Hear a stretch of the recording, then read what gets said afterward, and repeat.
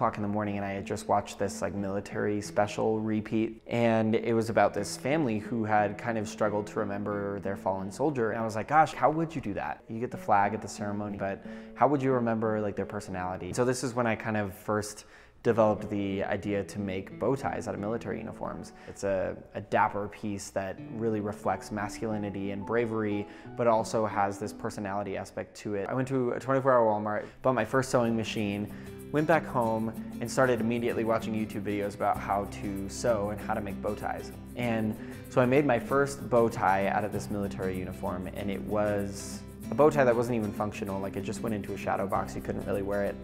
And so these are the bow ties that I kind of made for a while. Then this father asked me, and he was like, hey, like, I want to wear this to an event, but like I can't wear this one, so can you make one that I can wear?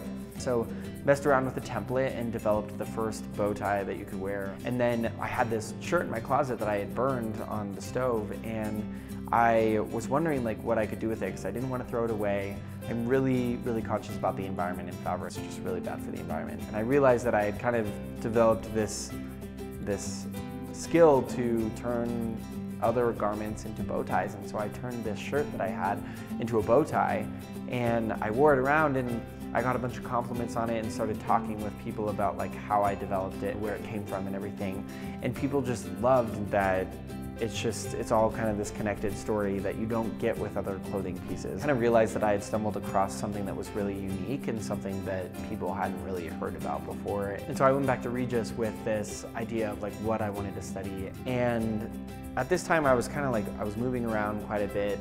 I was moving this one time and I unpacked this box and I found this bucket list activity that I had done back like my sophomore, junior year of high school.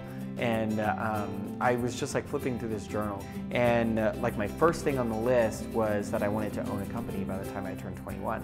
And I was 20 at this point. So this is where I filed for the company. While I was at school, I continued working on the company and developed a website and a brand. And then I got a call from this lady that works for a PR firm in LA, and she discovered my company and asked if I would like to be at the gifting suite for the Emmys in September.